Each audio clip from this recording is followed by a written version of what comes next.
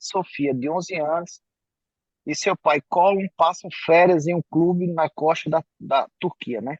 Eles tomam banho, jogam bilhar e desfrutam da companhia amigável um do outro. Colin se torna a melhor versão de si mesmo quando está com Sofia. Sofia, enquanto isso, acha que tudo é possível com ele. Quando a jovem está sozinha, ele faz novos amigos e novas experiências. Enquanto saboreamos cada momento passado juntos, uma sensação de melancolia e mistério às vezes permeia o comportamento de Callum. 20 anos depois, as memórias de Sofia ganham um novo significante enquanto ela tenta reconciliar o pai que conheceu com o homem que não conhecia. Então, assim, é um filme que há muito espaço para observações da teoria psicanalítica, muito interessante. E como facilitador desta noite, convidamos para realizar suas observações, esse fascinante filme, o Fábio Bertazzoli. Fábio Bertazzoli já participou, tivemos a grata satisfação de tê-lo em momentos pretéritos, comentando o filme Palavras na Parede, né? Palavras na É, na parede do banheiro. Paragem no Banheiro. Foi um evento fantástico, que a gente foi uma grande experiência, um grande laboratório. Ele é praticante de psicanálise pelo Centro de Estudo. O currículo dele é pesado, viu? Grande aqui, vai ser quase meia hora para falar. De estudos psicanálise de São Paulo, atende adolescentes, adultos e casais, além de experiência no acolhimento de drogadictos e adolescentes psicóticos. Realiza supervisões clínicas individuais e em grupo. Autor do blog de Ulisses de Intersecções da Psicanálise com Artes Gerais, que se encontra em psicanálise.suctas.com, estudioso da psicanálise na Ásia, tem proferido palestras sobre complexos de Age no Corpo Freudiano de São Paulo, na Unicid e na Uninove. Criador de conteúdo sobre Foucault no Instagram, Cosmoplay de Foucault, né? Esse, Fábio, eu procurei aqui e eu não achei no Instagram, ele tá ativo. É porque eu mudei. Na verdade, ficou Fábio Bertolozzi, ponto psicanalista. Ah, tá. Por isso que eu pesquisei e não achei. Então, Eu mudei, eu Fábio, mudei. muito obrigado por ter aceito o convite, certo? Mais uma vez. Você sempre de prontidão, sempre muito aberto para partilhar esse seu imenso conhecimento aí de psicanálise com nós, que estamos muitos iniciantes, né? E também, quem não perdeu a, o evento passado, né, que o Fábio apresentou, é só entrar no YouTube, né, no canal da APP, e lá tá lá, gravado para a eternidade. Fábio, eu deixo a palavra com você, mais uma vez, meu muito obrigado, e muito obrigado a todos que estão aqui hoje presentes em compartilhar e incentivar nosso desejo pela psicanálise. Imagina, obrigado a vocês pela chance de poder falar de um filme tão bacana, tão impactante quanto After Sun.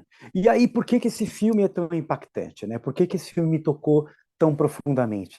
Porque ele traz, durante a exibição dele, durante a duração desse filme, uma rememoração muito importante e uma linguagem cinematográfica nova. Então, nos últimos anos, se vocês começarem a reparar, os filmes que acabam concorrendo ao Oscar, eles trazem uma nova modalidade de utilizar a linguagem cinematográfica. Vamos voltar um pouquinho lá para aquele Moonlight que ganhou o prêmio de Oscar de melhor filme alguns anos atrás, e você vai reparando que a linguagem cinematográfica tem mudado e tem ficado um pouco mais intimista.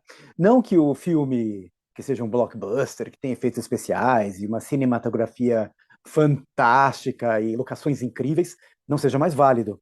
Esse cinema, vamos dizer assim, que é o cinema Nutella, para falar a verdade. Mas agora parece que o cinema raiz está voltando. Ou seja, o cinema autoral, o cinema de diretores e diretoras que a gente nunca tinha ouvido falar e que trazem uma história muito intimista para a gente e contam algo que aconteceu de uma forma muito peculiar. Então, o que acontece com After Sun, que é um filme muito bacana que vai tratar de uma memória, um romance familiar freudiano, tá? De uma garotinha de 11 anos, que a gente vai ver logo depois que ela não tem mais 11 anos, né? Onde ela literalmente com uma máquina de filmar faz a gente entrar na visão dela, do ponto de vista dela, e ela mostra daquele jeito nada simpático, né? Com aquelas imagens truncadas, aquele vai e volta, tudo aquilo que ela está filmando de uma viagem com o pai dela, que está separado da mãe e que está aproveitando um bom período de gozo com a filha jovem de 11 anos, num resort não muito sofisticado na Turquia. Digamos que parece que são umas férias que não são tão comuns assim. Podia ser férias na Disney? Podia. Podia ser em parques de Orlando? Podia. Mas parece que o Colum, quer dizer, o tal do pai dela, leva a Sophie para um lugar que, estranhamente, ele já conhece e gosta, que tem a ver com algo que ele curte muito, porque, na verdade, o cara é de Edinburgh, e um lugar muito frio, então eles acabam procurando por locais um pouco mais tépidos em termos de temperatura. E é exatamente isso que vai acontecer. Logo no início do filme, a gente vê que eles chegam num hotel, o hotel está em reforma, não é o melhor hotel que existe, digamos assim, que é um hotel que recebe uma classe média europeia, porque não é, você vê que não é um hotel 5 estrelas, é um hotel bacaninha, gostoso, mas não, dentro, os próprios quartos não são tão sofisticados, não é hotel classe A de primeira classe, numa região da Turquia onde eles vão curtir mar e sol. E aí acontece uma coisa muito importante com essa garotinha que a gente vai percebendo depois.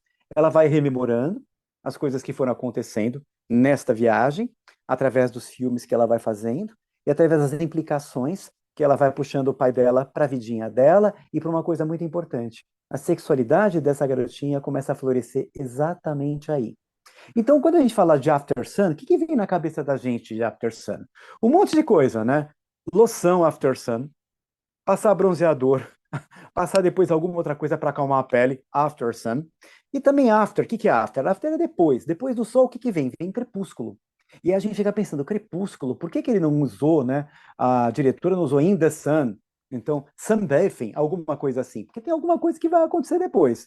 E a gente vai ter que saber o que vai acontecer depois. Já está nomeado no título desse filme que alguma coisa vai acontecer. E aí a gente não está fazendo propaganda de um after sun, né? E não no aftershave também. Mas o que acontece é que a gente percebe que tanto ela quanto o pai são pessoas extremamente comuns. Podiam ser parentes nossas, são pessoas muito comuns. Tanto o cara, não é nenhuma beldade, o ator que eles escolheram, um cara extremamente humano. Você vê ali, não é nada. Examinando toda essa plasticidade do filme, tanto a garotinha quanto o cara e todos os atores que vão aparecendo são pessoas comuns que você poderia encontrar em qualquer ônibus de turismo. Ou seja, você não está falando aí de uma Charlize Theron, de um Brad Pitt, essas pessoas, né, esses ícones do cinema. São pessoas muito normais. Inclusive, o ator, né, o Paul Mescal, ele vai concorreu, né, a melhor ator por causa dessa atuação dele. Que a gente olha e fala, mas o que teve de tão especial nessa atuação? Teve porque ele foi um pai. Ele foi um pai que literalmente era um pai suficientemente bom, rememorando um pouco alguma coisa relacionada ao Winnicott. Por quê? Ele é um pai que, como separado, leva a criança para lá e ele vai dar para essa criança algum momento de amor, amparo e uma possibilidade de férias inesquecíveis, tá?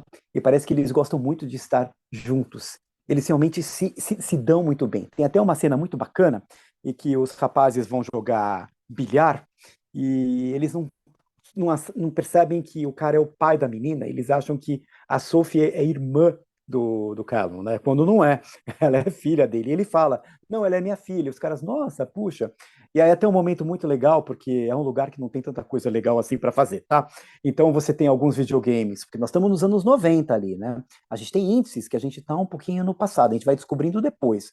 Então a gente tem essa miscigenação da linguagem cinematográfica do filme em si e a linguagem que ela filma na câmera dela, e a gente vai tendo esse intercambiamento, esse vai e volta, que vai dando uma série de significantes para a gente, S1, S2, S3, S4, e que vão chegar num determinado ponto e a gente vai descobrir que algo muito importante vai acontecer.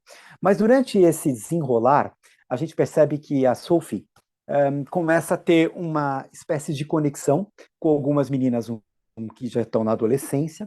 Ela vê essas meninas se beijando, ela vê essas meninas se abraçando com os rapazes. Ela, inclusive, até presencia numa noite uma relação homofóbica. Desculpa, homoafetiva, não homofóbica, porque o filme não tem homofobia nenhuma. Ela presencia uma relação homoafetiva da janelinha dela, né? E ela olha para aqueles dois rapazes se beijando, que são dois rapazes que, inclusive, ela conhece. E ela percebe que são dois rapazes quando eles viram, porque eles estão se beijando e eles viram, né? Então ela percebe, ela tem contato com uma relação homoafetiva lá da janelinha dela. Lá na frente, depois, a gente vai descobrir que ela também resolve ter uma relação afetiva, inclusive com o filho, né? Porque a gente percebe que ela faz uma outra opção sexual durante o crescimento dela. E a gente vai ver isso lá no final do filme. São outros índices bacanas, outros S1, S2, S3 lacanianos que vão aparecendo aí para a gente poder identificar essa história de um jeito muito bacana, né?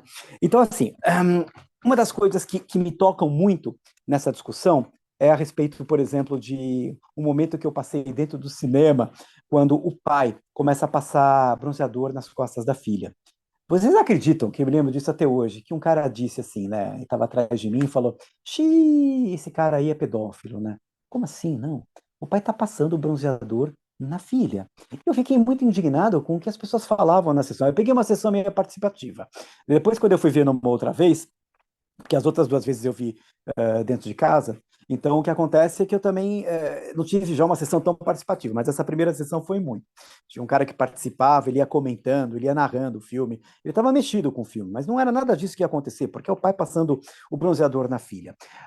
Um pouco mais para frente, essa menina que começa a descobrir o potencial do corpo dela, isso é interessante a gente perceber, ela tem uma hora que ela fica incomodada e ela não deixa o pai passar o bronzeador nela, ela tenta passar nas próprias costas, mas aí o pai acaba percebendo a dificuldade que ela está tendo de fazer aquilo e acaba avacalhando com tudo e vão jogar polo. Eles acabam decidindo jogar polo, porque aqui era um hotel que tinha alguns eventos interessantes feitos por alguns animadores, né, alguns recreadores. Eles cantavam Macarena à noite, faziam um karaokê, e tudo isso que vai acontecendo nessas férias um pouco mais pacatas, extremamente mornas, vai mostrando que a Sophie vai, aos poucos, se tornando mulher. É como se ela começasse a perceber, olhando para os casais que estão lá, inclusive o casal homoafetivo que aparece, o potencial que ela tem para beijar pela primeira vez. E é exatamente o que acontece de um jeito super bacaninha. Um amiguinho que ela faz no hotel que chama Michael, que é um garotinho que ficava na moto toda hora com ela, inclusive dava umas moedinhas para ela também ficar no brinquedo da moto. Ele acaba dando um susto nela, fazendo uma brincadeira super sem graça, que também surpreende a gente uma hora, porque ela tá sozinha no hotel à noite, e a gente toma até um susto, gente, que vai acontecer com essa menina, né? Mas não, é o garotinho pega ela por trás, eles acabam brincando um pouquinho um com o outro, ela aceita a brincadeira, ele leva a Sophie para uma outra piscina, e ele revela para Sophie, né? Ó, e eu não nado muito bem, por isso que eu venho para essa piscina mais vazia durante o dia, por isso que ele não estava na outra piscina. Geralmente, como ele não nada bem, ele está numa piscina um pouco mais low profile, né? Onde os garotada deve ficar os que não nadam muito bem. E exatamente ali surge um beijo. E isso é muito interessante. E surge um beijo de uma forma muito delicada, porque você não vê o beijo direito. Você vê que o Michael vira o rosto e parece que ele se encaixa no rosto da Sophie, mas você não vê, porque o filme é tão delicado que ele nem brinca em mostrar uma sexualidade exagerada com crianças para se manter um pouco numa neutralidade. E eu acho até bonito, porque não é necessário, porque o que importa ali é que a Sofia esteja sentindo o beijo, que o Michael esteja dando provavelmente o primeiro beijo da vida dele. Isso é muito interessante, porque não fica literalmente algo de mau gosto. A gente fica até preso na história e fica, nossa, que bonitinho, ela beijou pela primeira vez. Algo que, inclusive, ela vai contar para o pai dela um pouco mais para frente no filme, quando eles estão numa estação lá como é que chama, de lama, e ela acaba comentando com o pai que ela beijou o rapaz, né? E o pai, ah, tá, Sophie, você pode me contar tudo, você sempre vai poder me contar tudo, diz o pai, né? Porque o pai é um pai suficientemente bom, e ele vai sempre dizer, Sophie, você pode me contar tudo, só que tem uma coisa aí. A gente começa a perceber que tem alguma melancolia com esse pai. Tem alguma coisa que não está batendo. Tem alguma coisa que não está literalmente navegando numa narrativa deste pai de uma forma, digamos assim, animada. Não parece que está legal ali. E a gente começa a ficar preocupado com esses índices, com esses S1, S2, S3, S4 que vão aparecendo durante o filme. E eu digo isso, pessoal, porque para quem gosta de psicanálise, já está na hora de, quando vocês forem literalmente analisar um filme ou um livro, começar a perceber essa torrente de significantes que vão sendo fornecidos para a gente como se fosse uma sessão de análise, uma rememoração. E isso é uma coisa que mexeu muito comigo nesse filme, porque eu ficava pensando, onde é que eles vão chegar com essa história tão comum? Aí eu começo a perceber que esse pai tem um probleminha, não sabemos que tipo de problema é, levemente depressivo, levemente melancólico, ele se desconecta. Tem até uma parte muito interessante do filme, onde a Sophie vai cantar aquele Losing My Religion, do R.E.M., e é uma música acho que de 91, 92, não tenho certeza, e ela canta, ela convida o pai, mas o pai não vai. Só que esse pai é um sarrista, né? Porque quando a Sophie volta da cantoria do karaokê, e ela canta lindamente, né? Canta muito bem. O pai diz: Olha, vou te pagar aí um curso para você cantar, hein? Que você não sabe cantar, não, né? O pai avacalha a Sophie, né? Eles têm uma relação bonita. Eles são objeto de brincadeira um do outro, e um brinca com o outro e conseguem manter uma situação brincante, afetiva, muito bacana, muito saudável e muito jovial, porque ele é um pai jovem que está se separando de uma, ele já se separou inclusive de uma mãe que talvez também é muito jovem, né? Fato importante, a gente consegue se situar no tempo, porque não me lembro no filme de ver ninguém com celular. Eles vão usar um telefone numa cabine dentro do hotel para poder conversar com a mãe. Isso é muito interessante, né? E você também não vê todo mundo tirando foto com celular. Então, provavelmente, a gente está nos primórdios da mobilidade, né? Lá pelos anos 90 mesmo, né? Não só pelas músicas, mas como também pela máquina, pela filmadora, pela televisão que está no quarto, pelas coisas que vão acontecendo, pela música Macarena, que de repente rompe no momento de recreação. Então a gente já começa a ver que, peraí, o que a gente está vendo? É um filme sobre o passado? É um filme sobre a rememoração? Mas a gente está vendo um filme sobre o filme, né? A gente está vendo um filme sobre as memórias da Sophie, isso é que é bacana. E lá na frente a gente vai descobrir o que está acontecendo. Tem uma outra parte muito importante, onde existe uma negação da data de aniversário, porque o nosso querido Callum, né, vai fazer anos, e aí o que acontece? Ele resolve festejar naquele resort, levando a Sophie para passar a data com ele. Mas ele não quer reconhecer muito esta data. Ele até diz uma coisa muito interessante, né? Que ele chegou até os 30 e estava chegando aos 40, né? Que ele não se imaginava como ele conseguiu chegar aos seus 30, ele não imaginava como isso foi possível. E o filme traz memórias muito marcantes, ele traz memórias muito importantes. E exatamente nesse momento do aniversário, é uma coisa que pega muito. Porque eles estão numas ruínas e a Sophie vai combinando com as pessoas para cantar parabéns para o pai. E, na verdade, que é aquele Jolly Good Fellow, né? Não é nem Happy Birthday to You, né? É uma outra versão dos parabéns, que também é um índice muito importante, né? E já situa a gente numa outra cultura, numa outra modalidade de cantar um parabéns. E o cara tá lá em cima e todo mundo começa a cantar parabéns para ele, né? E o cara fica desconcertado, porque é algo que ele não queria. Talvez a rememoração, a relembrança de um aniversário seja algo que ele não quer, porque talvez ele não sabe se ele estará no próximo.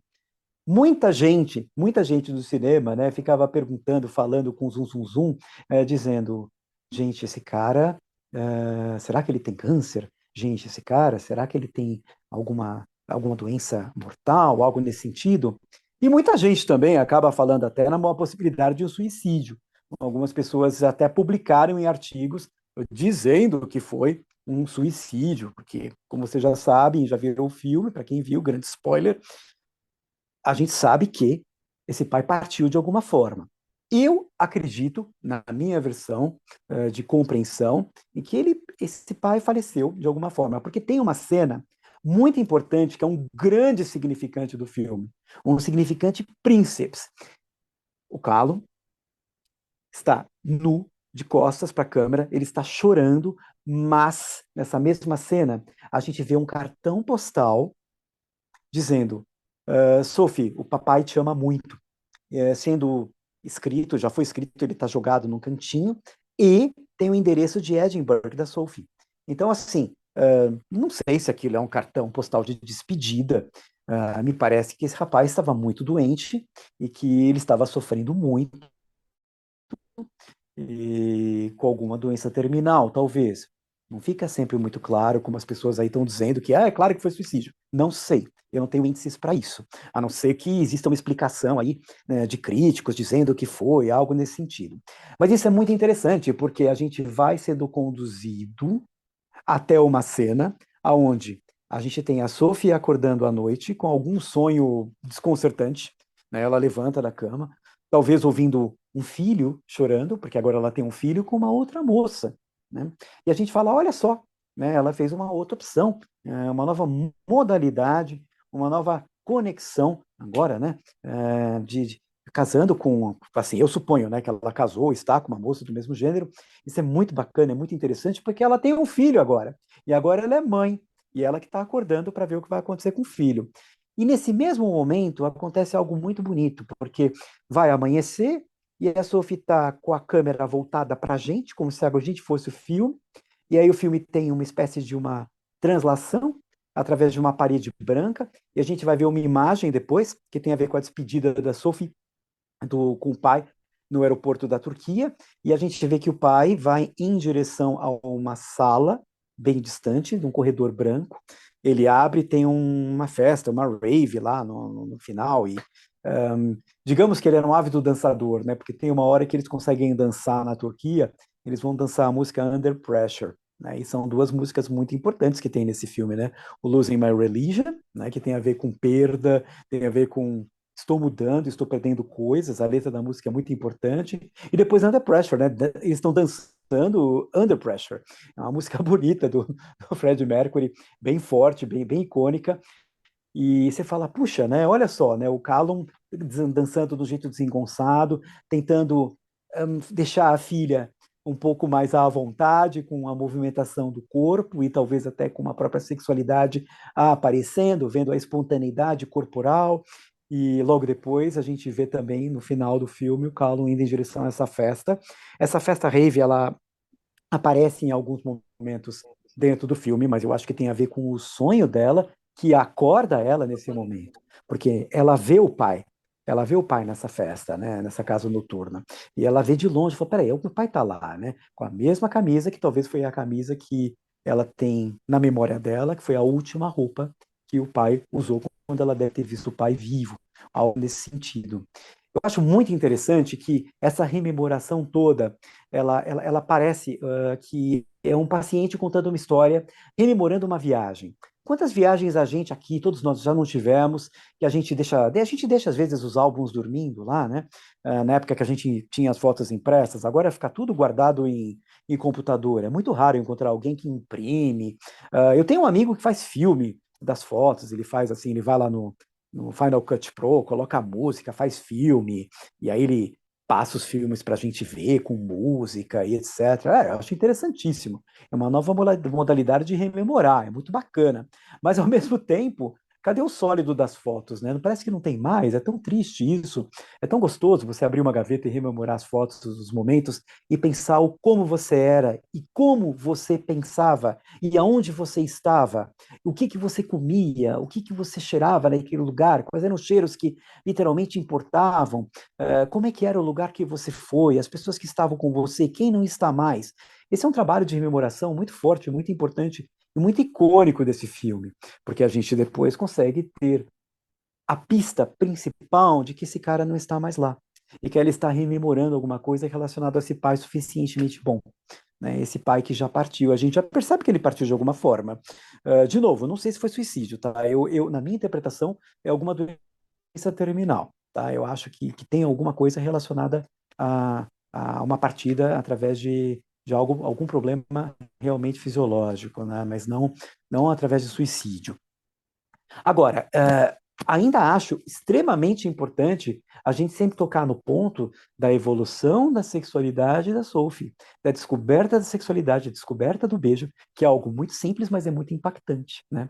Porque, na verdade, assim como ela vê os outros casais se curtindo, acho que o que mais impactua ela é o beijo homoafetivo de dois rapazes que estão num outro lugarzinho escondido e que ela consegue ver. E aí é que tá, né? A gente não tem certeza se é um rapaz com uma moça, mas de repente, quando o casal vira para uma outra posição, a gente percebe que são dois rapazes. Você fala, ah, tá. E ela realmente fica atônita, né? Você percebe que ela está olhando para o beijo, que ela tem uma curiosidade sobre isso, que ela tem você percebe na criança que ela está literalmente desenvolvendo a sua sexualidade infantil, que ela já está passando as barreiras e que agora ela vai se transformar numa menininha, né? Então tem até uma hora lá, como eu já tinha contado agora há pouco, que o pai vai tentar passar o bronzeador nela, né? e ela não deixa. Ela tenta passar, mas ele acaba conseguindo passar dela, porque viu que não está dando certo. Porque ela coloca os bracinhos de um jeito extremamente desconfortável e ela não consegue, literalmente, passar o bronzeador das costas. Eu acho que esse filme, ele toca em questões muito, muito interessantes sobre a rememoração e sobre o romance familiar e sobre tudo aquilo que a gente espera dos pais da gente. Por exemplo, tem uma hora que parece que eu acho que a Sophie percebe, não sei se também é fantasia minha, mas é uma coisa que eu percebi no filme. Eles vão nadar no mar e a Sophie pula na água, mas acontece alguma coisa, o pai joga a máscara para ela, talvez seja a máscara do algum equipamento alugado, alguma coisa assim, e a máscara vai para o fundo do mar, porque a Sophie não viu que ele jogou a máscara para ela e ela, cadê minha máscara? Bom, ou seja, ficou me parecendo que de alguma forma o pai vai ter que pagar por aquela máscara. E ele fica meio desconcertado, ele fica meio aborrecido, a filha até se desculpa. Pai, eu não vi você jogar a máscara, né? E ele tá meio mudo, talvez porque a grana esteja curta na viagem, talvez porque ele não esteja preparado para gastos excessivos na viagem, mas ele ok, ele acaba literalmente se acomodando, olhando para a filha e acaba deixando para lá a história da máscara, né? Então a gente percebe que esse pai, ele tem seus limites, seja financeiro, seja de humor, a gente começa a perceber que ele tem lá, vamos dizer assim, os azeites dele, como dizia minha avó. Isso é muito interessante, porque esse pai amoroso é um pai que sofre, é um pai que tem, de novo, limites. E a criança está começando a descobrir os limites do pai. Ela até questiona, pai, você nem abriu um café, pai, você nem ia fazer outra coisa. E ele, não, deu errado. Não, não fiz, não, agora parece que eu estou morando em Londres. É algo assim que ele diz. Então a gente percebe que esse pai é um pai que tem os seus limites apresentados para a filha. E isso é muito importante. Quando a gente descobre que os nossos pais, eles são pessoas normais e que nós estamos nos direcionando para sermos essas pessoas normais, assim como ele, e que eles não são deuses.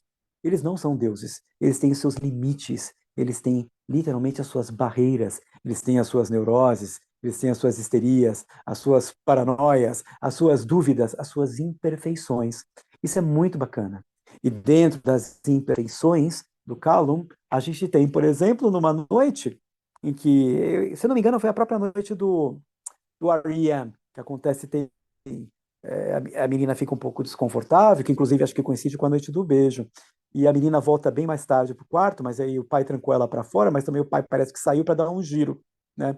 E ele faz umas coisas muito interessantes. Isso é uma coisa que eu lembro, que passa um casal por ele, e esse casal, a moça joga o cigarro no chão. Ele vai lá e pega o cigarro. Nem sabe quem é a moça, ele vai lá e pega o cigarro. Depois ele vai em direção a uma praia, e aí, de novo, a pessoa que estava atrás de mim no cinema falou: ele vai se matar, agora ele vai se matar. Não, ele não se matou. Eu também fiquei preocupado naquela hora. Falei, será que esse cara vai se matar e vai deixar a menina ali, né? Porque eu estava vendo pela primeira vez. E o cara vai para uma praia escura, e aí, depois, quando a Sophie consegue voltar para o quarto, porque um cara da recepção fica com pena da Sophie que está dormindo lá na recepção do hotel, ele leva ela lá no quarto 501, ele vai abrir a porta do quarto 501, a Sofia entra e ela vê o pai nu na cama de casal. Aliás, isso é interessante, né? Ele tá de costas, né?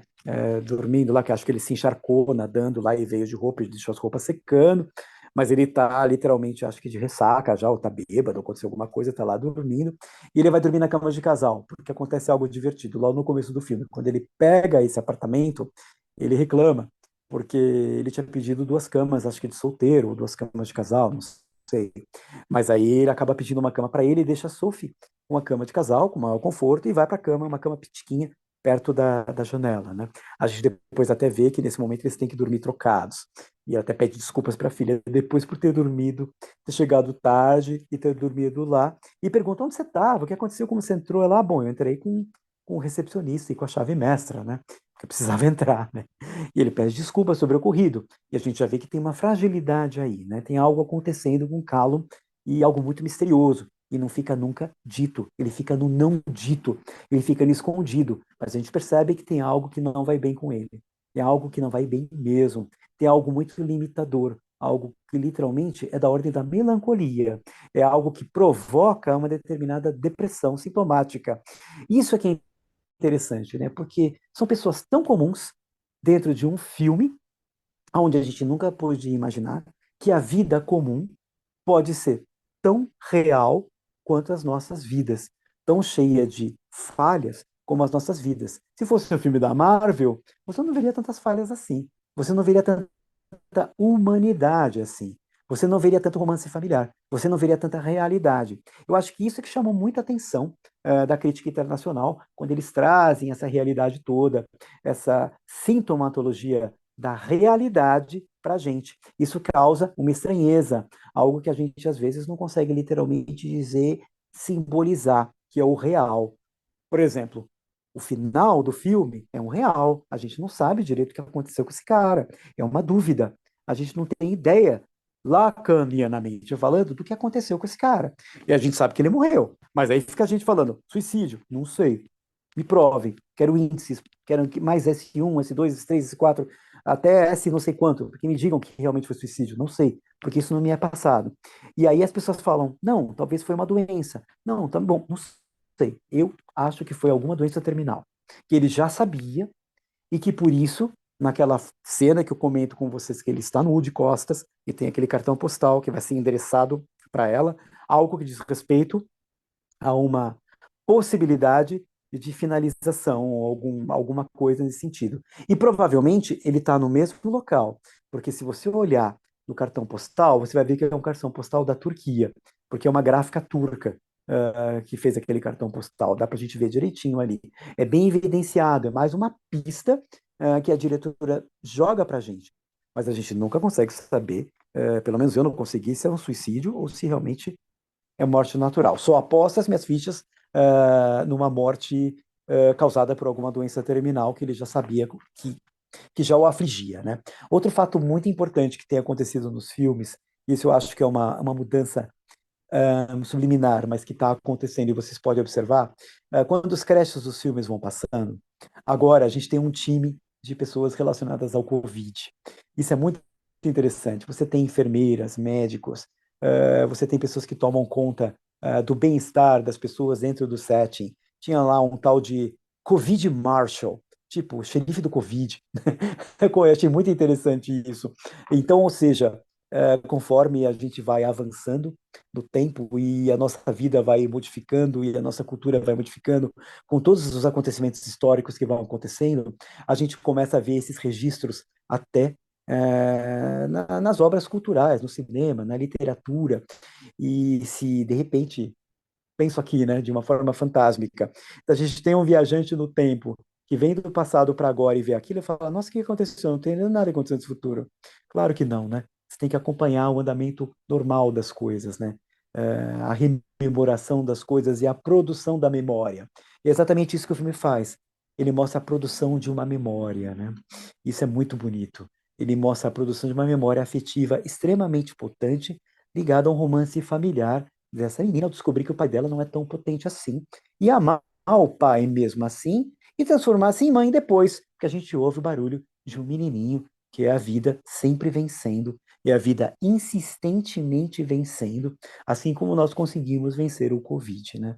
Então, é isso que eu tenho para passar para vocês em termos de interpretação de tudo que eu entendi que aconteceu com esse belo filme, e eu abro agora para dúvidas, para vocês poderem movimentar um pouco a noite, para a gente ver até onde a gente pode chegar com a perlaboração de tudo que eu falei e do que vocês sentiram do filme e do que vocês querem trazer. E se faltou alguma coisa para a gente poder complementar e iniciar o nosso debate para valer. Vamos lá, pessoal? Bom, abra aí, quem quiser começar a fazer os questionamentos, fazer algum comentário. Eu quero começar, pronto. Primeiro sou eu. Então vamos ver. Eu achei interessante essa parte no final do filme, que você falou até um pai suficientemente bom, aí a gente vê aquela passagem ao longo do filme até, de uma certa forma, a menininha de alguns, sendo até assim, os dois querendo ser um melhor um para o outro. Tanto o pai, com a menininha sendo um bom pai, presente, mesmo mostrando as falhas, e ela percebendo a falha, ela percebe a todo instante a falha do pai, e ela também querendo compensar, de assim, não, não, meu pai tem falha, mas eu vou amá-lo do mesmo jeito. É muito bonita essa sua colocação. Agora, no final do filme, talvez eu fiz também dá aquela sensação de que ele morreu, né? Mas a gente pode tomar também, eu imaginei, será ali que não foi uma morte simbólica, né, de que assim aquele pai deixou de existir, como eu esqueci agora o texto do Freud, que ele faz assim, que ele vai falando que o pai no início é um super-herói e a criança vai percebendo em relação que o pai não é aquilo tudo, né? E no final ele vai perceber, constatar que o pai, como você falou, é um pai falho, né? Então isso dá abertura para ela tornar-se assim, ó, tornar então assim que essa morte desse pai simbólico para se tornar mulher, né? E assim eu achei muito interessante o filho, assim o cuidado também que ela tem com esse pai, né? Que ela no final, meu pai, isso aqui que ela se lembra, talvez uma identificação com o pai, meu filho, né? Então, será que eu vou ser tão amorosa, tão cuidadosa como meu pai? Então, assim, eu trouxe essas interpretações, como eu te falei lá nas nossas conversas, muito interessante esse filme, muito mexe, é impactante em vários pontos. Até meu também, que eu fui pai muito jovem também, assim, muitas coisas, rapaz, parece comigo, né? Isso parece comigo, né? E a gente vê, hoje eu estava numa apresentação na empresa que eu trabalho, né, falando sobre depressão, tá falando com quem fez a apresentação foi uma psicóloga cognitiva que é bem, que eu acho bem diferente também da psicanálise, muita coisa, entendimentos dele, mas no final surgiu uma pergunta que assim a maioria das pessoas já estão de meia idade, mais de 50 anos, que estão se deparando com o fim, né? Que esse filme aqui ele fala também de luto, né? Dois lutos, um da passagem da morte do pai, né? Talvez essa morte natural, uma morte simbólica, né? E lá ele falava, e meu pai já tem 90 anos, já está, talvez eu vá perder. Lá ele disse, não, mas você pode ir trabalhando nessa questão da morte do seu pai. Então, não, mas eu quero falar de mim também, que eu já estou chegando nessa fase, né? Eu achei essa, esse filme muito impactante por causa disso também, esse luto, né? É como se fosse assim, o nascer, morrer, amadurecer, como nós somos apanhados pelo nosso pai, cuidados pelo nosso pai, e vai daqui a pouco, quem está cuidando, quem está sendo pai, somos nós. Então, era isso o meu comentário. Eu acho que é mais emocionante do que comentário. Aí eu pergunto, será que aí, no final, não seria também, podia tomar com a morte simbólica do pai? Claro que sim. Isso que é o bacana desse filme, porque essa torrente, né, de S1, S2 até S, sei lá o que, SM, né, que eles vão passando para a gente tem alguns enigmas que ficam nessa história, né, e esse luto já aconteceu, esse luto literalmente já foi finalizado, essa menina superou esse luto agora como mulher, e isso é muito importante. Você tem também até, vamos dizer assim, um luto primário aí, de uma não sexualidade, porque ela passa de uma infância para um primeiro beijo, né? Então a gente tem aí uma inocência infantil, não tão inocente assim, os perversinhos polimorfos a 1.000 por hora lá na Turquia. Então o que acontece é que você tem sim o luto de uma infância também, né? Você tem o luto primário aí, né? E ela muda literalmente para uma menina até mais interessada. E nem aquela cena que eu te falei do bronzeador, que ela parece que não quer mais muito que o pai passe nela, que inclusive tem a ver com uma outra cena, né? Porque tem uma hora que ela vê, um pouquinho antes disso acontecer, um rapaz passando o bronzeador numa moça no barco, né? E ela percebe que o rapaz e a moça têm uma ligação mais erotizada, claro, são namorados ali, né? Que estão passeando juntos. E ela parece que olha aquilo com determinado interesse sexual mesmo, né? Que é o despertar da sexualidade. Agora, o mais importante é que sempre essa cena final, né? Do pai indo para rave, que pode ser, sei lá, né? Todo mundo fala, pô, mas será que ele que ele foi, ele realmente morreu? Isso é uma simbologia para uma partida? Pode ser que sim, mas essas cenas têm a ver com o sonho que ela tinha, porque a gente vai vendo ela dançando na rave durante a noite e vendo o pai dela, e a gente imagina que é um sonho depois, quando ela acorda, né? Então a gente consegue associar aquela moça que levantou da cama com aquela moça mais velha que estava naquela festa e com aquele pai que estava dançando na luz estroboscópica, né? Porque a gente tem vários flashes disso acontecendo durante a história, que vem do nada. Só depois a gente percebe que fazem parte, acredito eu, de um sonho meio angustiante, hein, meio pesadelo, né? Dessa moça lembrando do pai dela. E é por isso que na manhã do dia seguinte, ela acorda, depois de cuidar do filhote dela, tá lá chorando, ela vai rever os filmes, né? E aí o que a gente está vendo no filme é exatamente isso, ela revendo os filmes, né? Logo depois de um sonho, talvez um pouco angustiante. Mas sim, sim, esse filme ele abre muitas possibilidades interpretativas. Professor, eu posso fazer uma pergunta? Claro. Eu percebi que sim, ela realmente estava descobrindo a sua sexualidade, né? Colocou o biquíni ali como um sutiã que ela não tinha, que ela observou na moça, descobrindo a É. sexualidade dela, beijando, tudo indicando que ela seria hétero. Depois a gente vê ela cuidando do nenê e com uma outra moça dizendo que ela optou por uma outra sexualidade. A pergunta é: essa opção sexual seria, ela optou por não procurar alguém como o pai dela, um médico, né? Mas Hum. ela ser esse pai, ao invés de colocar alguém no lugar do pai dela, ela, não sei se é errado pensar dessa forma. O- Não, não é errado. É mais uma interpretação interessantíssima. Porque o que acontece é que a gente fica com essa torrente de significantes que gera um enigma para a gente, né? E esse é um dos enigmas, porque é uma surpresa. É uma surpresa. Porque quando a gente vê ela levantar da cama e de repente você olha e a moça fala, ô, meu amor, alguma coisa assim, e você vê que é uma mulher, é aí que você fala, ah, tá. Então agora ela tá com uma moça, né? A gente nem sabe se casou ou não, a gente imagina, né? Mas isso é que é interessante, porque é uma surpresa, é mais uma surpresa, que faz a gente questionar uma série de coisas. Que faz a gente questionar, quando ela viu aquele beijo homoafetivo, o que ele imaginou daquilo? Né? Uma criança vendo o beijo afetivo. Ela imaginou nada, ela imaginou que era amor, talvez, era uma conexão. Ela imaginou que agora, que ela chegou anos depois, na idade adulta, ela tem pura liberdade para ser quem ela é, exercer o que ela desejar. Mas é uma surpresa para a gente, né? Porque a gente não imagina que o filme vai chegar naquele ponto, né? Mas sim, sim, você pode pensar desta forma também. É mais uma boa interpretação do enigma do filme, né? De onde as coisas chegaram, das surpresas do filme. São surpresas do nosso dia a dia, bom para aquela criança, sim, ter se pensado. identificado. Muito legal. Tem se identificado com essa, digamos, essa função paterna, né? Super legal, com certeza. Muito legal o que você falou. Então, Fábio, eu percebi que você estava falando sobre a mãe suficientemente boa e ele como um pai, né, suficientemente bom. E eu percebi muito isso nos gestos dele, no comportamento, quando ele cuida dela, né?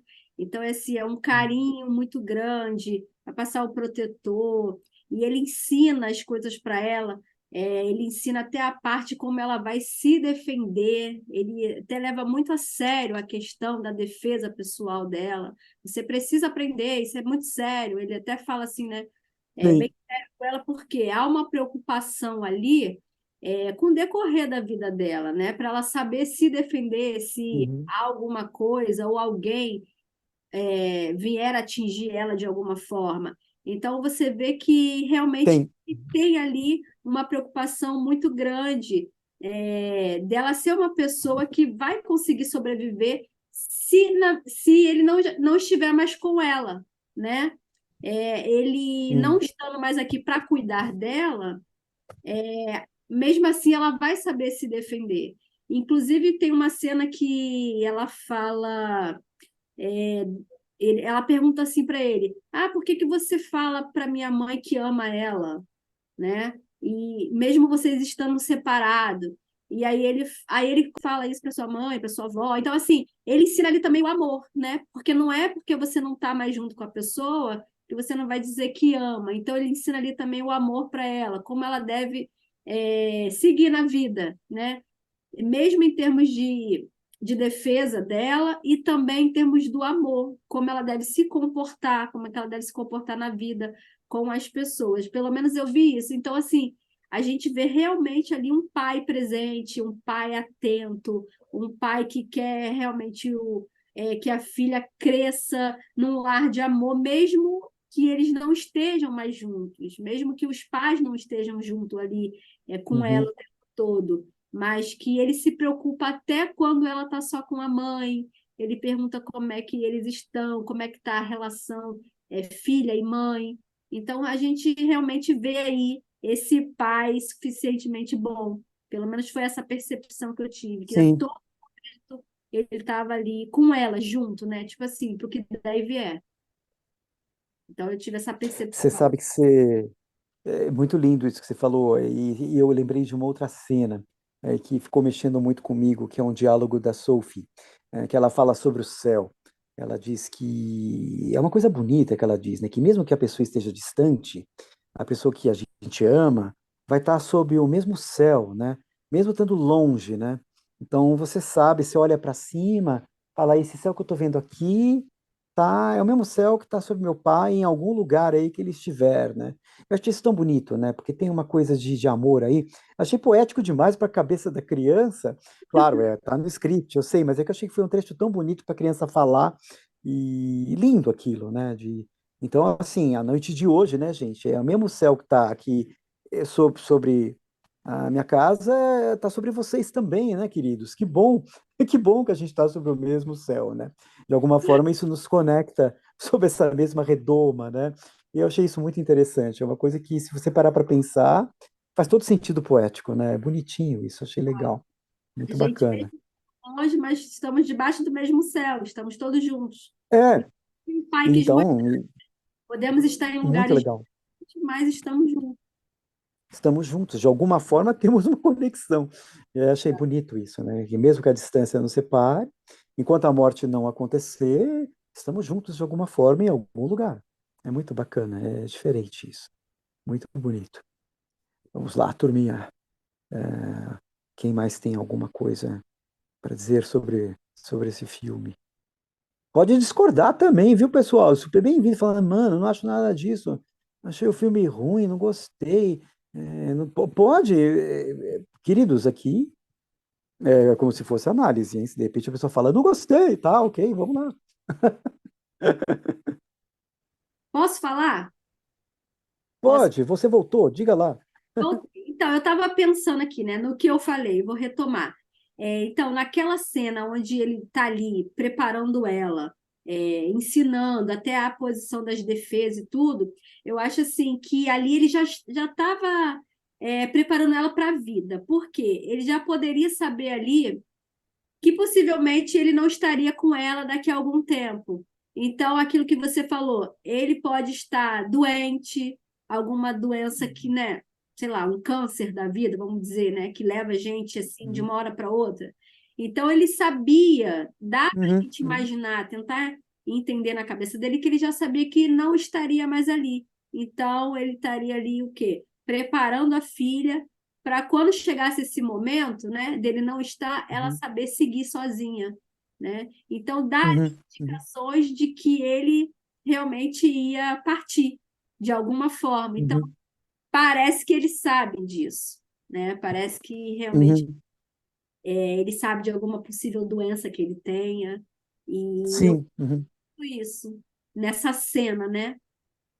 Nessas cenas que ele introduz aí a defesa pessoal dela como uma coisa muito séria, que ela precisa aprender porque ela precisa se defender aí na vida quando ele não estiver mais. É uma sim, preparação. sim. É por isso que eu fico sempre achando que, na minha compreensão, de que não é um suicídio, que é alguma doença que ele sabia que provavelmente ia levá-lo, que talvez ele não tivesse como sair dela a não ser morto. Também fiquei imaginando num câncer, a minha fantasia. Nunca é falado isso, mas fiquei pensando numa doença terminal, alguma doença degenerativa, né, que literalmente causasse uma morte onde o pai não veria a filha adulta e, portanto, ensinar ela a se defender seria algo importantíssimo para ele. Mesmo aquela luta mequetrefe lá que ele está ensinando para ela que não deu certo, né? Mas tudo bem. É bem por aí, acho. É assim, A preocupação. É. eu vou, assim, como eu falei, que algumas partes do filme eu me identifiquei, né, como foi muitas daquelas partes, assim, da luta, eu brigar com minhas filhas, eu tive três filhas, Quer dizer, tive não, tem, né? 3 filhos. Por E, favor, né? e 2 netos, e 2 netos já. Mas a mais velhas, eu brincava com ela mais de luta, olha, e as minhas outras foram, se pegar no seu cabelo, você faz, você puxa assim, você fura o olho, isso, aquilo, outro, né? Aquelas coisas de pai. Olha, quando você fizer Sim, assim, for atravessar uma rua, você pega aqui, você olha isso, ó, vai resolver isso, eu tô olhando daqui. Mas a gente, sempre no nosso íntimo, tem aquele, um dia você vai estar só e você vai ter que desenrolar. Então, assim, da forma que eu botei, né, assim, o bom desse filme é que abre espaço para várias interpretações do nosso simbólico, né, nosso simbólico não, uhum, nosso imaginário, né, uhum, uhum, fica mil, né, que é um que é assim, pronto, esse pai saiu de cena, agora é com você, né? É muito bonito, eu acho sim, é isso daqui também. Pode ter sido um suicídio, né, que ele mostra a depressão, né? Pode ser uma doença terminal, pode ser o simbólico, aí simbolicamente eu estou saindo da sua vida e agora você é uma mocinha, né? É isso. Oi, boa noite. boa noite. Letícia tá aqui. Eu queria parabenizar primeiramente. Eu achei a tua fala muito legal. A forma Oh, como tu mostrou assim o filme me lembrou assim até a forma como o filme acontece, né? Tu foi colocando algumas impressões e trazendo de uma forma bem leve também. E eu acho que essa discussão sobre a causa da morte, né? Ou se ele realmente morreu ou não. Eu acho que foi intencional deixar esse mistério, porque eles queriam trazer, talvez, o foco mesmo para essa relação paterna, né? O filme é de 2022, né? Isso. Então, assim, eu fiquei uhum, pensando que talvez ele foi escrito, não sei, né? Talvez ele foi produzido e foi amadurecido nesse período pandêmico, né? Onde teve muitas perdas. E é curioso esse fato que tu colocou da equipe, de ter uma equipe ali de médicos, enfermeiros, etc. Eu não tinha me atentado a isso, não sabia, mas achei muito interessante, né, dessa questão dos créditos. Mas fiquei pensando por esse lado, eu trabalho em ambiente hospitalar e às vezes vem muitas possibilidades no momento da finitude, né?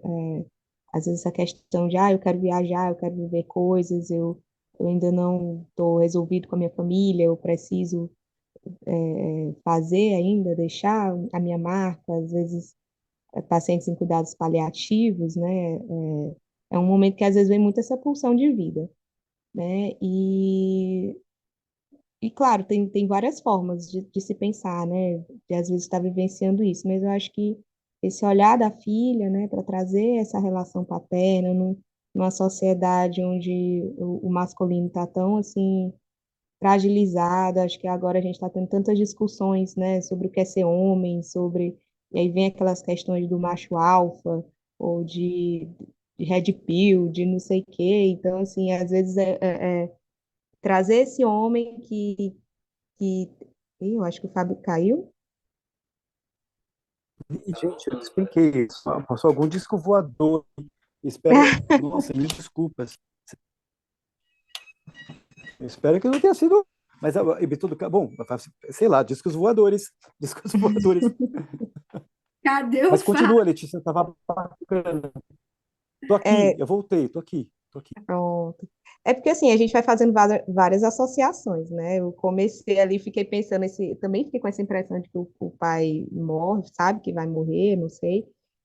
Mas me veio isso de que talvez a visão do filme, de não colocar até o motivo da morte, era pensando em tantas pessoas que estão vivenciando lutos e que estão nesse período pandêmico, eu acho que trouxe muito isso, né? Esse olhar também para o outro, para o coletivo. E acho que é talvez uma mensagem aí para se pensar e repensar as famílias. Uhum, E talvez essa questão do masculino, né? Teve um comentário que foi sobre essa questão, se talvez a filha está assumindo ali uma função paterna, uhum, né? Enquanto dentro do casal ali, eu fiquei olhando por um outro lado, de que talvez esse pai ele tem tá ali também em contato com o feminino dele, trazendo ali talvez até uma função mais maternal, enquanto em alguns momentos do filme, né, enquanto cuidador, enquanto mais afetuoso, enquanto trazendo para ela também esse outro lado, né? Que eu acho que talvez essa função não precisa ser tão rígida, né? De que o pai, a função paterna ali, é aquele da castração, é aquele do limite, é aquele da regra, é aquele mas também para o lado, Uhum. né? De ser o lado do acolhimento, o lado do afeto, o lado. Então, assim, ela, enquanto mãe, poderia estar na função materna mesmo, né? De se mostrar ali, mas talvez uma mãe suficientemente boa, não uma mãe que sufoca, que é invasiva, que é aquela mãe crocodilo, né, que a gente vê nos textos, devoradora, né, É, e, assim, pensei por esse outro olhar, achei um filme muito sensível mesmo, é interessante a gente pensar, e assim, também me ocorreu em alguns momentos de como é que as pessoas na época lá do Freud foram tão resistentes a aceitar, entender o Édipo, né? Porque, sei lá, acho que é tão escancarado. E esse filme, assim, ele está mostrando uma cena assim cotidiana, que pode acontecer na vida de qualquer pessoa e que eu acho que não é absurda, entendeu? Então, assim, esse primeiro amor, esse Édipo, assim, bem resolvido, é uma coisa riquíssima, é fundamental, né? é Enfim, fundamental. Uhum. essa escolha do filme foi muito boa. Viu? Parabéns. Sim, mas não, mas então, o que eu estava dizendo sobre essa coisa do complexo de Édipo ser muito importante, de ter um complexo de Édipo bem efetivado, bem estimulado e bem terminado, né? Se bem que a fase do complexo de Édipo acontece lá bem antes, né? Mas a gente consegue ver que as relações familiares estão muito bem estruturadas ali. E que essa menina é uma grande companheira do pai. Tanto é que tem aquela confusão, aquela hora no bilhar, dos meninos acharem que o pai é o irmão da Sophie. Mas ele fala, não, eu sou o pai dela. Ah, tá. Ele fala, eu tive ela muito cedo, né? Sim, ele teve ela muito cedo. Isso é bacana. E é por isso que ele tem uma conexão bacana com ela, de uma determinada, digamos assim, pureza, né? De um laço um pouco mais próximo e mais amoroso e mais delicado, né? Onde as gerações podem até ser um pouco mais próximas do que a gente imagina. Apareceu uma outra moça aqui agora há pouco, e ela Boa sumiu. noite, sou eu, Hanna. Tudo Ah, bem? oi, Prazer. prazer. Eu vou ter algumas interpretações, né? Vamos dizer assim, né? Que eu tive em alguns pontos. E que esse filme foi muito assim, porque ele me trazia uma angústia, né? Hum, Ficava assim, às vezes, angustiada, e ao mesmo tempo era de uma beleza, aquela coisinha de você hum, falar, meu Deus, que coisa delicada, né? Então hum.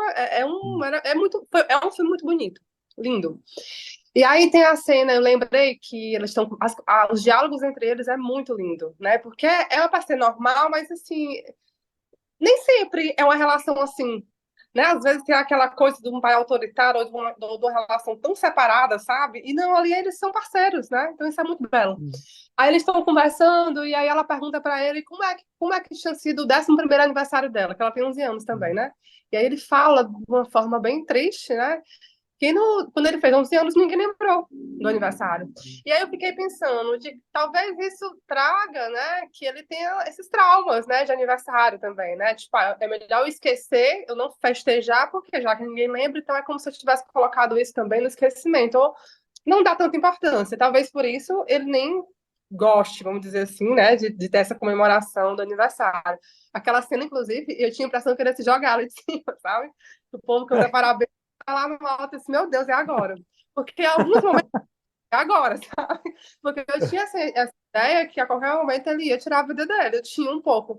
Outra cena que me chamou a atenção, e você vê a humanidade, né? Nessa hora você vê que a gente idealiza um pai, o pai é perfeito, só que é um homem, é um ser humano, né? Cheio das loucuras, das neuroses, enfim, de tudo que existe no ser humano.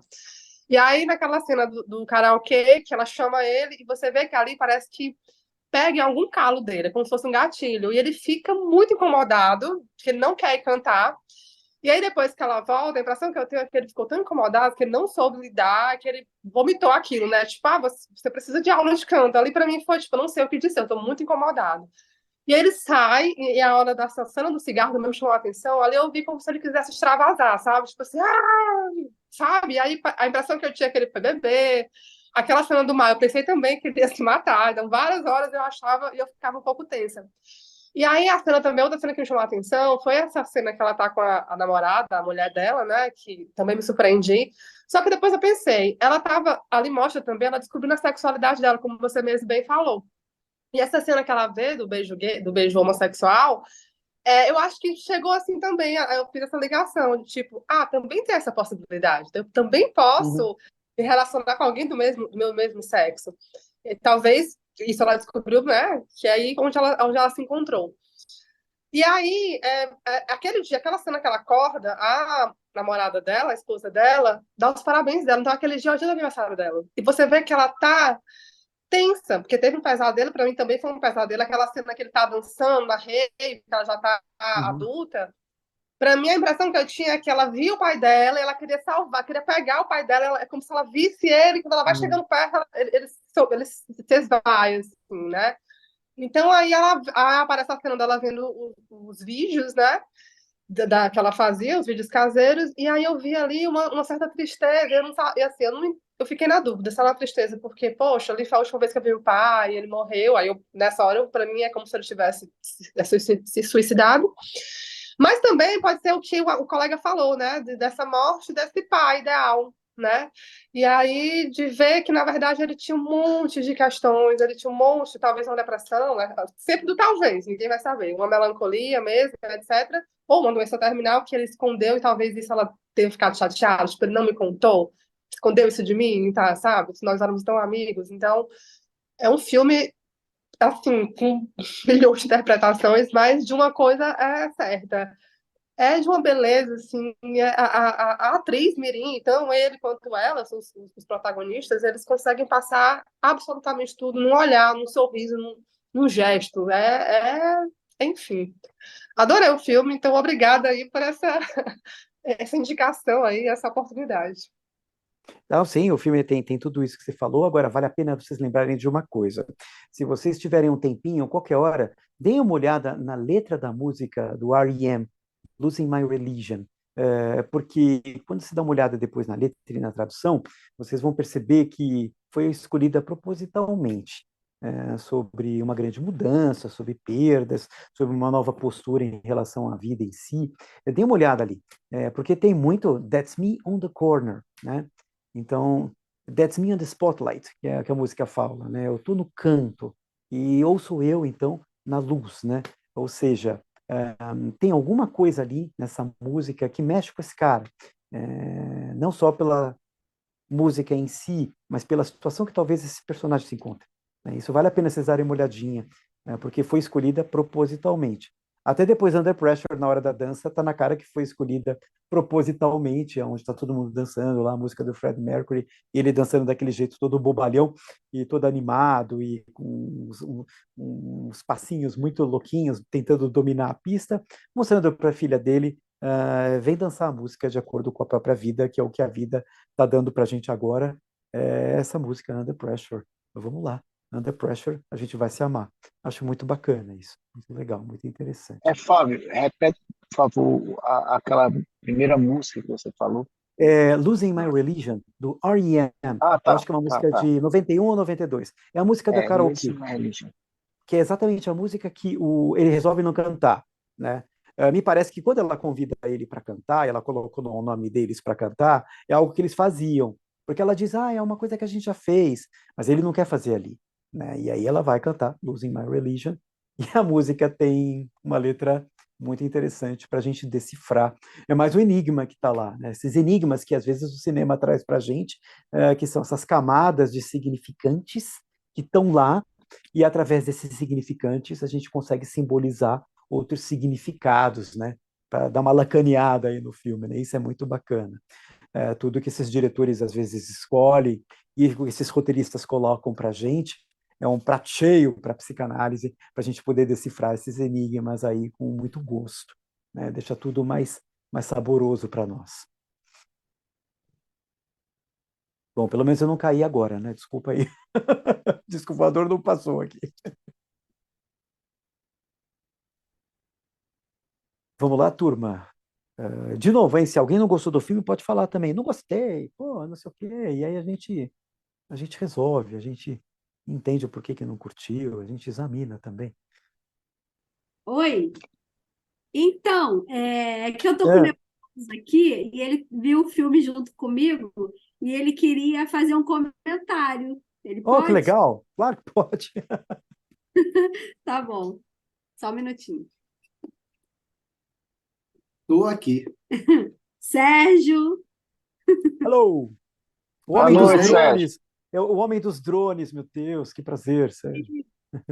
é o homem dos drones e que fica só de olho na psicanálise aqui, que eu fico acompanhando todas as aulas da esposa. Legal. Então, eu estou vendo vocês falando aí, eu notei um ponto também, que é o seguinte, eu acho que o filme dá grandes spoilers com relação ao que aconteceu com o pai, né?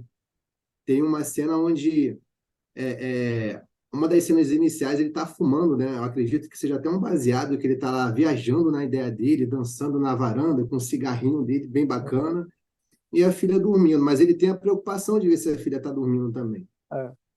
E aí ele tem naquele momento e tem uma cena lá no meio do filme onde a filha vê um grupo de banhistas ali na piscina fumando um cigarro diferente, aqueles cigarros indianos, né? E ela pergunta para o pai, pai, o que é aquilo ali que eles estão fazendo? Aí ele fala, eles estão fumando. É. Aí ela fala, né, o cigarro deixa o dente amarelo, câncer de pulmão, e não sei o quê. Então, eu acho que isso é bem o que tá para acontecer também com ele. Então, acho que o filme dá esse tipo de spoiler, né? E tem esse lance também dele estar preparando a filha para uma vida, provavelmente já sem ele, porque ele já imagina que deva morrer, preparando a filha para isso. E eu acho que no início do filme é muito também ela dentro do próprio inconsciente, dentro daquela boate, aquela luz negra, piscante, e no final do filme, o pai voltando para a mesma sala, de repente o pai voltando para o inconsciente dela. Então, eu acho que isso é o ponto que eu queria falar, que foi a minha visão, né? Acho que é isso. Não, eu achei super legal a história do narguile, quando foi bem lembrado, né? Porque ele insiste nos malefícios do cigarro, né? Ele já deixa bem claro câncer, né? Câncer de pulmão, dentes amarelos, e etc. E ele pontua bem aquilo, né? Quando as pessoas estão lá fumando narguile.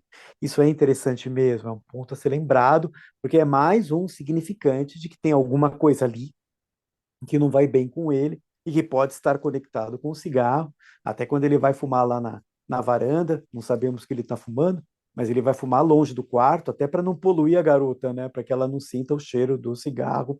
E é muito engraçado aqui em casa, porque quando meu pai era vivo, meu pai era um fumante inveterado, ele fumava muito.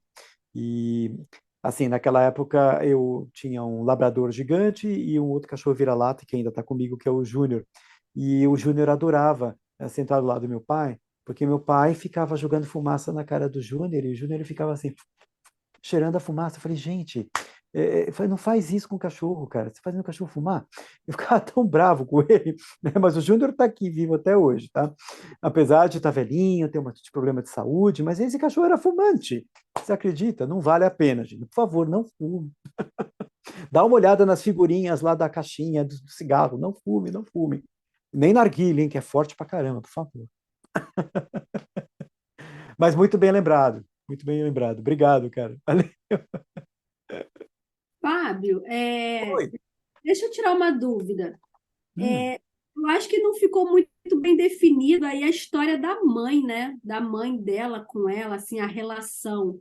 Só tem uma cena lá, né, de que eles falam, que ele fala da mãe, né, como se fosse perguntando como que elas estão, a situação delas duas, mas eu acho que não ficou assim muito bem apresentado como que é essa relação dela com a mãe, porque a relação dela com o pai a gente viu que é muito boa, né? Então, eu acho que, de repente, alguma falta ali, ela com a mãe, eu não sei. Queria que você comentasse um É, a gente tem contato com a fala da mãe quando ela liga para a mãe para dizer que está tudo bem, né? É, E só aí, só ali, ela está dando uma satisfação telefônica de que está bem, que está curtindo, e ela até brinca que, ai, mãe, olha lá, o pai está fazendo uns movimentos ninja, que vergonha, né? Mas aí ela chama o marido depois para conversar com ele também, né? E aí ele entra lá na cabine telefônica e a Sophie sai. É o único momento que a gente percebe que essa mãe existe. Porque, na verdade, o interessante da coisa é que é como se o roteiro estivesse mostrando para a gente que o que importa ali é a relação desta filha com este pai, essa conexão, dessa viagem terminal, e que o After Sun vai ser o crepúsculo da vida deste cara, e que a gente vai ver o after da vida desta garota, né? E que a mãe realmente ficou subentendido como algo descartável. Uma decisão interessante de roteiro, né? Porque o que importa é ali, é o pai com a filha. E é isso que eu acho que mexe muito com a gente, né? Porque ela também diz um pouquinho em algum momento que a mãe é meio chata, algo assim. A mãe pega no pé e o pai fala que estava preocupado. Você não estava se dando muito bem com ela, né, filha? Ah, tá, tá, mais ou menos, né? Normal. A mãe deve ser a lei de casa, né? Afinal de contas, ela tá morando com a mãe, né? Então, e ele era criança ainda, né? Então, isso é Exato. muito interessante. Mas ela É, volta sozinha para Edimburgo de avião, porque depois ela até reclama na hora que ela está indo embora, e ela fica fazendo umas gracinhas ali, e ela vai com uma mulher acompanhando ela até dentro do avião, mas ela vai sozinha embora, né? Isso é muito interessante. engraçado que ele, todo momento, ele trabalha a autonomia dela, né? Todo momento ele trabalha a autonomia dela, porque ela um dia vai ficar sem pai. Então, E essa aí, autonomia é importante. Uhum. aí o que eu percebo também que ele trabalhando essa autonomia dela, ele também não está contando muito com a mãe, né? Assim, É, nos cuidados dela. Eu não vejo essa parceria assim, como se fosse uma parceria para que a filha ficasse bem aos cuidados da mãe. ele fala mais animado de uma professora que vai dar aula para ela que ele conhecia, que ele achava gata, do que da própria mãe, né? Eu acho que é aquela coisa, né, de alguns casais que realmente optam por uma separação e acabou. É como se agora fosse o desamor e a pessoa não, talvez não merecesse ser mencionada, tipo um Voldemort da vida. You know who is your mother? Então a pessoa não menciona. Menciona como se fosse realmente uma indiferença, porque ele nem fala mal, nem fala Quem assim, fala bem? tem que Uhum. falar, ele não expõe para a menina como se fosse uma mãe onde ele quer denegrir a imagem dela. Aham. E assim, é indiferença mesmo. Eu É vi. indiferença. Tem um desamor ali, tem alguma coisa que já acabou, que literalmente foi extinta. Alguma relação que, sei lá, até porque ele teve a Sophie muito jovem, né? Então Ó, provavelmente foi um casamento muito jovem, e a partir do momento que o casal, não sei, minha fantasia, foi evoluindo, foi amadurecendo, novas necessidades surgiram, e dentre elas, novas conexões amorosas, novas histórias, né? E aí a gente pode fazer um After Sun 2 só com a filha agora, a filha, a esposa, o filhinho e a mãe, para a gente saber o que aconteceu com a sua mãe. é verdade. Alguém mais? Não, eu tava lembrando que eu deixei o livro dentro do carro, né? Que é das obras incompletas. Eu tava lembrando de um texto também sobre a sexualidade feminina de 1931. Ah, É, tem muita coisa que bata aí mais ou menos com o filme também, né? E hum, assim, eu conheço um caso parecido também, que assim, o desfecho foi bem parecido na questão da sexualidade escolhida, a opção sexual, que havia essa paixão pelo pai, né?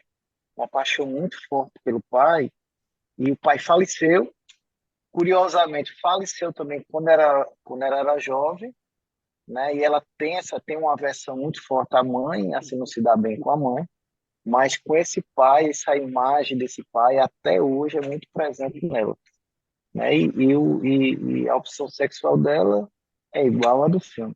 Eu acho que a gente vai fazendo esses paralelos aham, aham. na vida e a gente vai, pô, que coisa interessante, né? Como se parece. Sim, que na verdade é essa mágica do cinema, né? De trazer para a gente mais possibilidades interpretativas e espelhos de como as coisas acontecem na vida. Isso é que é muito bacana, né? longe um pouco dos super-heróis voando e das criaturas abomináveis, monstros e etc. Quando a gente se depara com essa normalidade da vida, realmente como ela se apresenta, é de certa forma um alívio para a gente, né? Porque a gente vê um espelhamento das coisas que acontecem numa vida real, numa vida natural, com finitude, com sonho angustiante, com descoberta da sexualidade, com novas possibilidades de conexão, com novas possibilidades de gênero. Isso é muito legal, da gente poder se centrar e ver o que realmente pode vir para a clínica como rememoração. Isso é muito bacana mesmo. Bom, gente, então, alguém tem mais algum questionamento, algum comentário? Dou-lhe uma, dou-lhe duas, dou-lhe três. Só quero Fala. comentar, só quero Processo. agradecer a iniciativa aí de vocês, me instigou. Eu não consegui assistir o filme inteiro, assisti só um trailer, né, do filme, sabia mais ou menos do que se tratava. Achei muito legal essa iniciativa. Gostaria de que vocês repetissem para as próximas aí. Eu vou assistir e vou participar mais. Gostei muito. Muito obrigado aí, iniciativa. Bom, então, Fábio, mais uma vez, muito obrigado. Obrigado a todos, em nome da PP, que pensaram um pouquinho do seu tempo aqui para aqui dividindo opiniões, fomentando a psicanálise, que ela tem que continuar viva, né? E mais uma vez, Fábio, muito obrigado. Mais Obrigado uma vez vocês. por ter aceito o convite, certo? E assim, muito obrigado à PP também por me dar essa oportunidade de continuar coordenando o Cine Psicanálise, né? Eu faço também parte de outro núcleo também de estudos de psicanálise, que é o NEL, que é o Núcleo de Estudos Lacanianos, e da APP também, que eu faço parte também. Então, muito obrigado a todos, boa noite a todos e a todas, certo? E próximo mês nós teremos mais Cine Psicanálise. Celso, você está convidado para assistir o filme. Geralmente eu consigo baixar o filme, disponibilizar o link, né? Para quem quiser assistir. Depois eu apago, porque o armazenamento da gente é curto. Tá bom. Obrigado a todos aí. Valeu. Um abraço. Ok. Boa noite. Obrigado, Boa Fábio. noite. Até logo. Obrigado. Tchau, tchau. Tchau, tchau. Tchau.